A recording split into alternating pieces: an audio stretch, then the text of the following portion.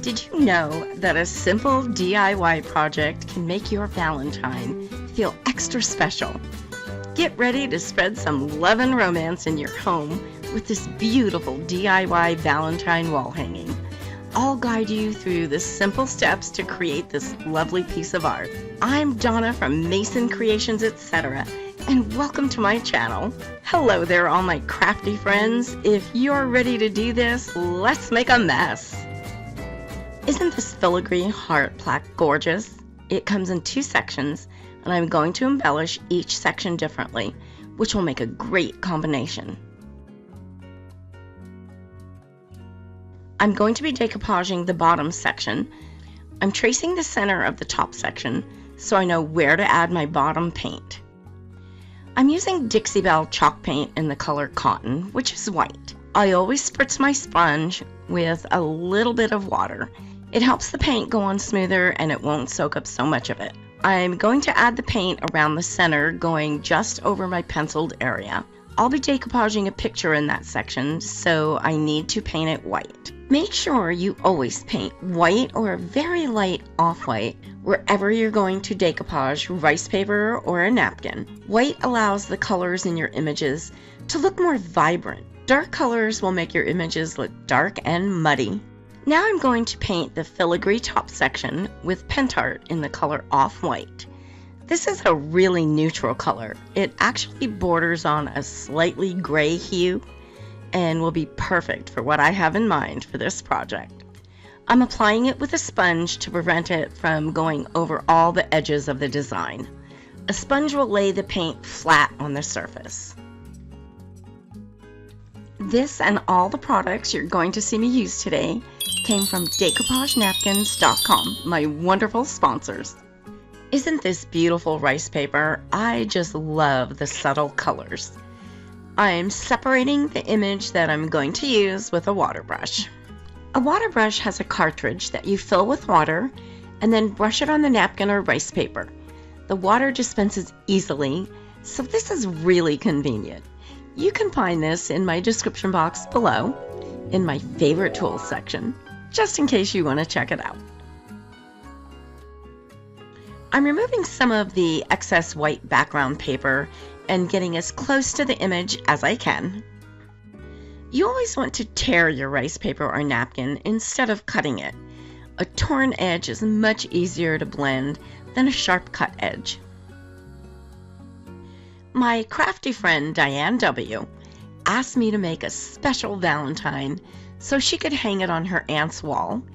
Here you go, Diane, this video's for you. I'm using Polyvine's Decorator's Varnish as my decoupage adhesive today. You can use this product as a varnish and an adhesive. All the Polyvine formulas can double as a decoupage adhesive. It works so much better than the most popular brand of decoupage glue. It's not a glue, so it doesn't go on thick and lumpy. It's a varnish, so it dries crystal clear and will never yellow. I put the 2 pieces of the plaque together so I could figure out exactly where to decoupage my image. I moved it around a little bit and did some adjusting until it was perfect. Then I held the rice paper in place and removed the top section. Now I'm adding the varnish to attach my image to the plaque. I also added another layer of varnish on top of the image and then let this dry for a couple of hours. Where are you watching from? Let me know in the comments. It's fun to see what cities and countries you are all watching from. I'm filming from Las Vegas, Nevada in the United States. Okay guys, this is new to my arsenal of really fun products to play with. It's a pearlescent glaze by Dixie Belle. You can put it over any color paint, and when it dries, it gives the paint a gorgeous pearlescent shimmer. I'm going to add this over top of the filigree section. I'm using a sponge again so it doesn't get inside all those little cutouts. The white on this top section is different from the white on the bottom section, plus the pearl glaze, so this will stand out nicely.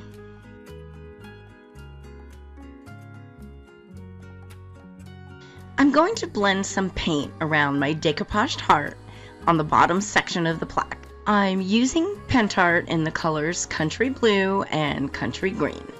They are similar to the colors in the rice paper, but they're too dark, so I'm mixing in some white to tone them down a little. I test all the products that I recommend in my videos. I won't recommend anything that I haven't used myself and prefer. If I'm recommending it, you can bet it's a great product. Each product will be listed in my description box below and will have a blue link to make it easy for you to find. Any of the links I provide are safe for you to click on. As it turns out, the green is a little on the cool side, so I need to warm it up a little by adding just a smidge of leaf green. It has a little bit of yellow in the color, so it worked perfectly. I always mix my paints in these little 2-ounce plastic cups. They have lids and will keep the paint somewhat fresh for a couple of days until I'm done with the project, just in case I need a touch-up somewhere. I'm going to sponge the paint that I just mixed up around my decoupaged heart and fade it into the white. I have a different sponge for each color and one little makeup sponge that I cut into a point. This is great for sponging in tight little spaces. I'm using the blue and going around the edge of the board. Then I'll use the green and blend that into the blue. I go back and forth with both colors until I like the way it's blended.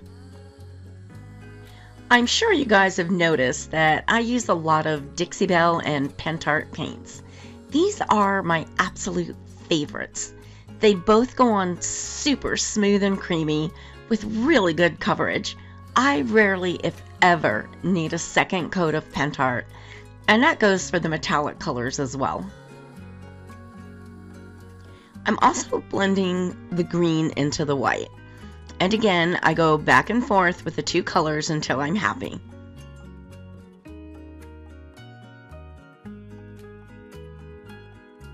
DecoupageNapkins.com has such a great selection of napkins that you can purchase one at a time. They carry many other craft supplies such as rice paper, paint, clay, molds, and a great selection of Polyvine products. Over 9,000 products and growing. They are wonderful to work with and will send your order out fast. You'll receive free shipping on orders over $75 and special bonus points for orders over $100. Subscribe to their newsletter by entering your email address and you'll receive 10% off your next order. They are truly your one-stop shop for craft supplies. Make sure you check them out. I'll be leaving links for all the products I use in my description box below. I'm using the cut makeup sponge to get the white paint up close to the decoupaged image and some finer blending between the white and green. This is an ombre painting technique. If you want to see an in-depth tutorial on exactly how to paint ombre, click the banner at the top right of the screen. I'll also leave you a link for that video in my description box below this video. If you're enjoying this video, please let me know by hitting that like button. And why not share this with a friend? Thanks for doing that. You won't want to miss any of the new projects coming up, so don't forget to subscribe. I'm working on some great spring projects right now. A lot of them are requests that I'm excited to be making. I love planning projects around your requests. Just please be patient. I get quite a few of them, and I get the projects out as quickly as I can. I love hearing about what you'd like to see, so keep those requests coming. After the paint dried, I gave my entire piece a coat of Polyvine heavy-duty wood varnish in a satin finish. I'm using a special paintbrush that is made by Polyvine specifically for their varnishes. It's wonderful and spreads the varnish out nicely, eliminating brush marks. 2 or 3 coats of this gives you a beautiful shine that's moisture and heat resistant as well as UV resistant and food safe. This works wonderful on any painted or decoupage surface or a shiny surface that has been coated with Polyvine multi-surface lacquer. I let that dry for an hour between each coat and an hour after the final coat. I've had a few people ask me if this varnish has a strong smell. Nope, it does not. It's water-based, so there are no harmful fumes at all. It's only the solvent-based varnishes that have any fumes. For the top section, I'm using a sponge again to apply the varnish. All those cutouts will really collect paint and varnish if you use a brush. I'm using a metallic wax rub in the color white gold to go around the top section of the heart plaque. This will add a little metallic shimmer, dimension, and depth to my heart. I'm using a tiny sponge to add this around all the edges. You can put it on with a sponge, your finger, or a paintbrush. I wanted it to be real subtle on this project, so I'm using the sponge and dabbing it lightly.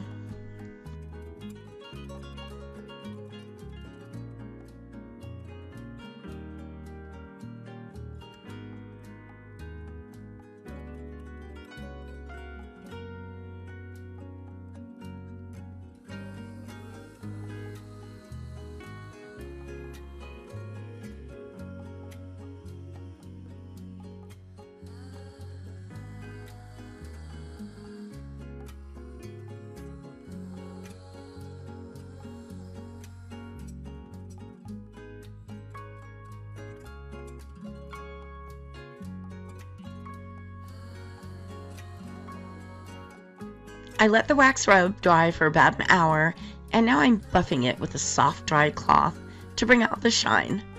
Between that and the pearlescent glaze, this looks so pretty. I know the pearlescent glaze is really hard to see on camera. I'll try to get some good snapshots of it at the end. I have a beautiful dark pink tassel that I'm going to put on the bottom of the heart, and I'm stringing a few beads at the top of the tassel.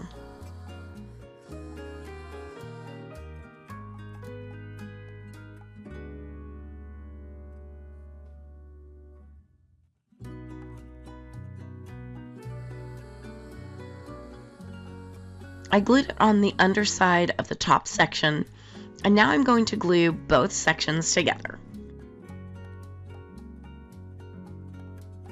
I use tacky glue because I love the hold with this glue.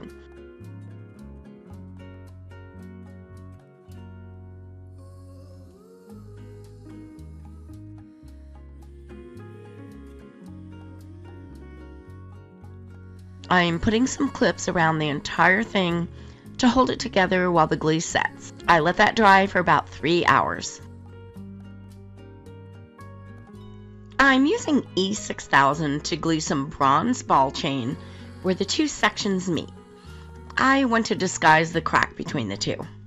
I put a little of the glue on a piece of butcher paper, and I'm using a toothpick to add the glue. Then I'm laying down the chain. This way I can get a nice fine bead of glue, and with the E6000 it sticks right away.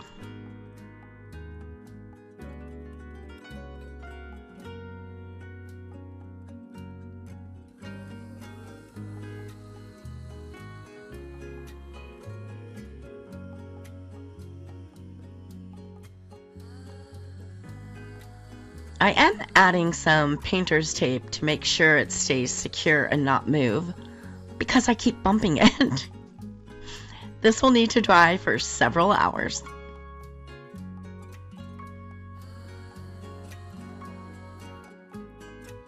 I'm going to use my mini bow dabber tool to make a beautiful bow for this project. There are vertical slits and horizontal slits. Add a thin cord or small ribbon through the vertical slits.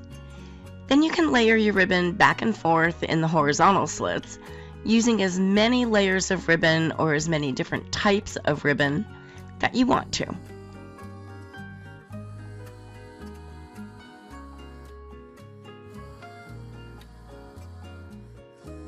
After you have all your layers of ribbons, pull up the two ends of your small cord in the vertical slits and tie them together.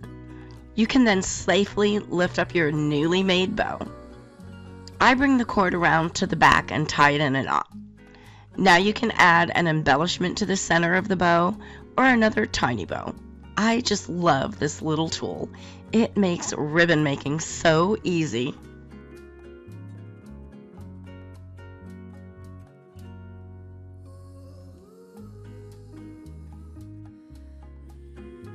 Before I glued the bow to my heart, I added a metal key hanging from the center of the bow.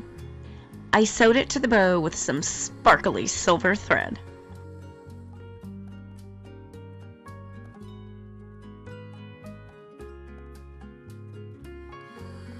Look at these gorgeous paper flowers by Prima. There are a few of them that have the exact colors as my decoupaged rice paper. I have to put these on here. Don't forget, all of the wonderful products I'm using today can be found at my favorite place for craft supplies, decoupagenapkins.com, and I'll leave you links in my description box below. Then I added some of the ball chain for a hanger at the top.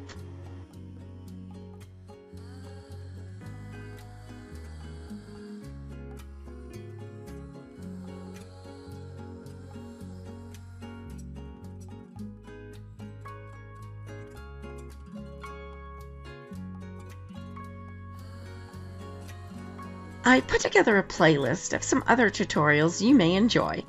Click the picture on the right to be taken directly to that playlist. I'm so happy you were here with me today, and thanks so much for watching. I can't wait to see you all next week. I'm working on a new project with you in mind. You can subscribe by clicking my picture in the top right corner.